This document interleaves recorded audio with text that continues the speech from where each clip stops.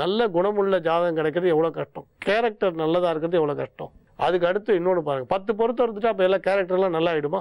ஒரு பொண்ணு ரொம்ப கோவக்காரியில் ஒரு பையன் ரொம்ப கோவக்காரன்னு வச்சுக்கோங்க, 10 பொருத்தம் நல்லா இருந்தால் அவன் கோவலாம் மாறிடுமா?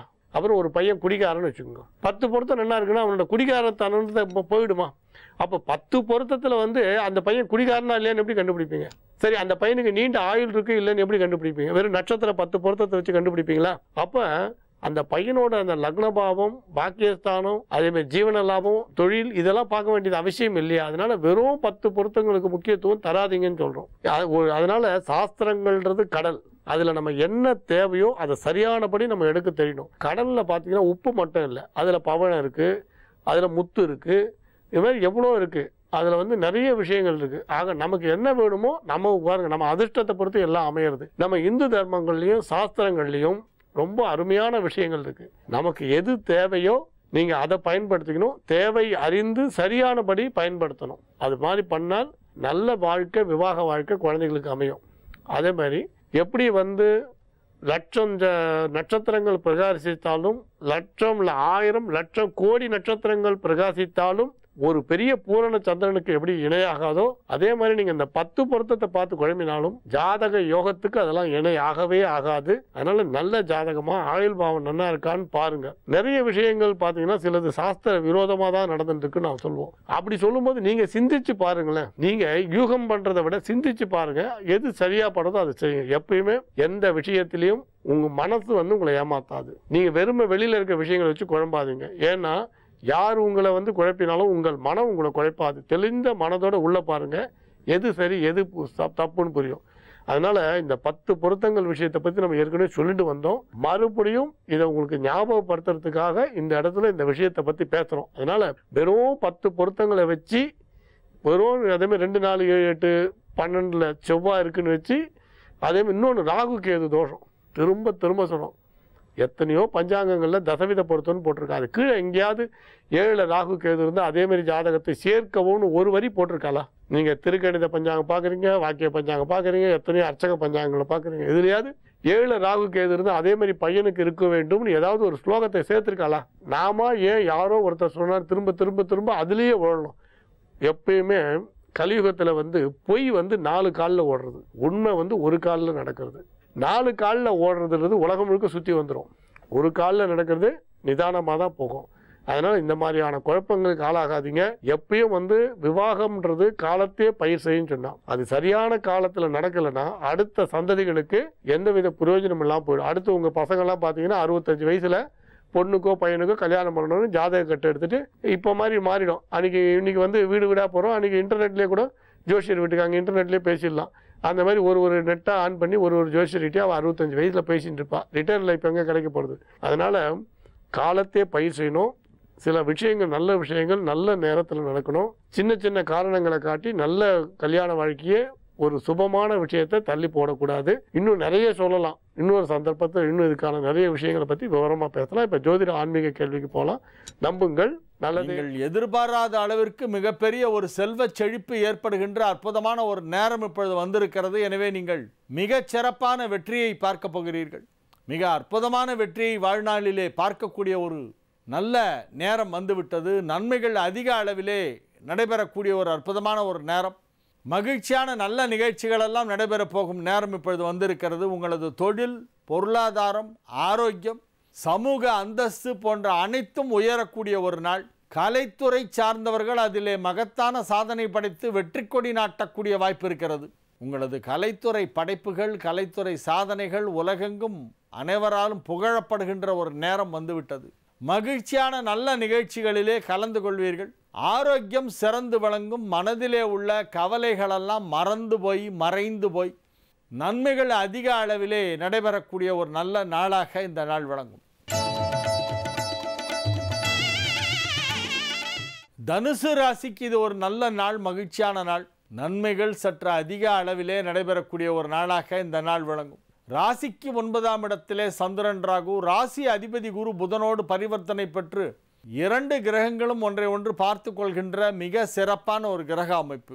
இன்னைக்கு நீங்கள் எதை பண்ணாலும் வெகு சுலபமாக செய்து முடிப்பீர்கள். எடுத்த காரியம் அனைத்தையும் வெற்றிகரமாக செய்து முடிக்கக்கூடிய ஒரு நாளாக இந்த நாள் விளங்குகிறது. உங்கள் ராசிக்கு 9ஆம் வீட்டோனாகிய சூரியன் 5ஆம் வீட்டிலே உச்சம் பெற்றிருப்பதால் பதவிகள் கிடைக்கும். உயர் பதவிகளுக்கு உங்கள் பெயர் சிபாரிசு செய்யப்படும். பெரிய பெரிய பதவியெல்லாம் உங்களை தேடி வரும். இப்போது நீங்கள் ஐயோ எனக்கு அதெல்லாம் வேண்டாம், நான் இப்படியே இருக்கேன்னு சொன்னால் விடமாட்டாங்க, உங்களை கூப்பிட்டு உட்கார வச்சுருவாங்க.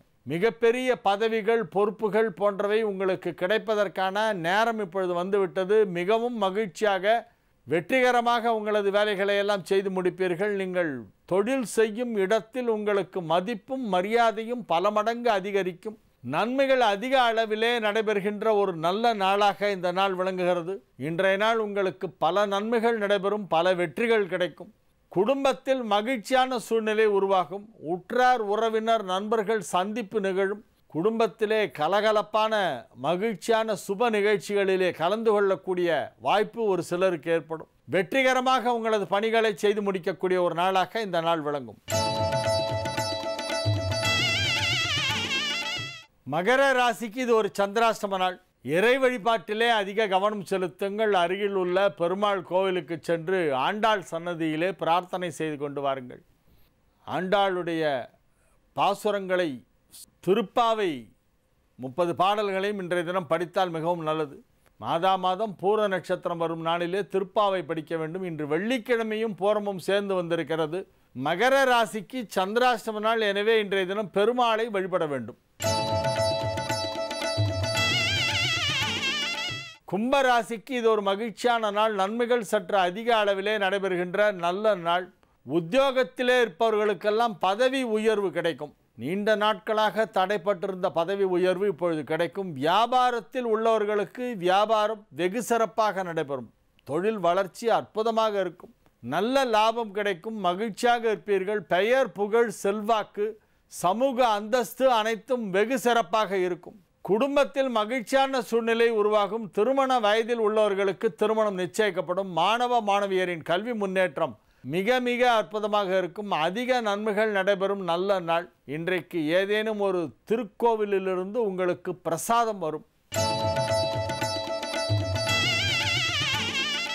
மீன ராசிக்கு இது ஒரு மிகச் சிறப்பான நன்மைகள் நடைபெறும் நல்ல நாள். ஆரோக்கியம் தொடர்பான ஆலோசனைகளை மருத்துவர்களிடம் இன்றைய தினம் செய்ய வேண்டிய ஒரு அவசியம் ஒரு சிலருக்கு ஏற்படலாம். பொருளாதார ரீதியாக ஒரு சிலருக்கு திடீரென ஒரு பெரிய தொகை தேவைப்படும். அதற்கு தேவையான ஒரு பணத்தை வேறு இடத்தில் வாங்கி இதை வேறொருத்தட்ட கொடுத்து இந்த மாதிரி சில வேலைகளெல்லாம் செய்ய வேண்டிய அவசியம் ஏற்படும். கூடுமான வரையிலே கடன் வாங்குவதை இப்பொழுது தவிர்க்க வேண்டும். மற்றவர்களுக்கு கடன் வாங்குவதற்கு நீங்கள் கூட சேர்ந்து ஜாயிண்ட் கையெழுத்து போடக்கூடாது. யாருக்காவது நீங்கள் ஜாமீன் கொடுத்தீங்கன்னா அப்புறம் நீங்கள் ஜவாப்தாரி ஆகிடுவீங்க. நீங்கள் தான் பதில் சொல்லணும்.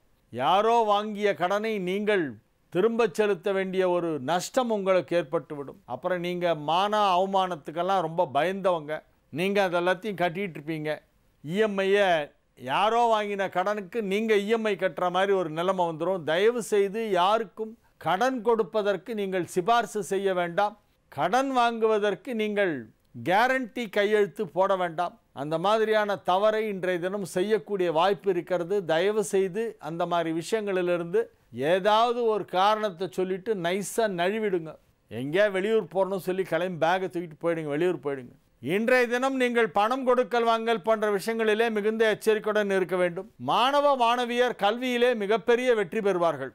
மீனராசி ஸ்டூடெண்ட்ஸ் எல்லாம் இப்போ சந்தோஷமாக இருக்கக்கூடிய நேரம். உயர்கல்விக்கான வாய்ப்பு கிடைக்கும். குடும்பத்தில் மகிழ்ச்சியான சூழ்நிலை உருவாகும். உற்றார் உறவினர்கள் நண்பர்கள் அனைவரும் உங்களுக்கு ஒத்துழைப்பு நல்குவார்கள். மகிழ்ச்சியான நல்ல நிகழ்ச்சிகள் நடைபெறும் நல்ல நாள். நாளைய விசேஷங்கள். நாளைய தினம் ஏகாதசி விரதம். ஏகாதசிக்கு விரதம் இருந்து உபவாசம் இருந்து ஏகாதசி விரதத்தை கடைபிடித்து பெருமாள் சேவிப்பவர்கள் நாளைய தினம் ஏகாதசி விரதத்தை கடைபிடிக்க வேண்டும். மீண்டும் நாளைய நிகழ்ச்சியிலே உங்களை சந்திக்கும் வரை உங்களிடமிருந்து விடைபெற்றுக் கொள்வது உங்கள் வழிகாட்டி ஜோதிடர் ஹரிகேசநல்லூர் வெங்கட்ராமன், நங்கநல்லூர். வணக்கம்.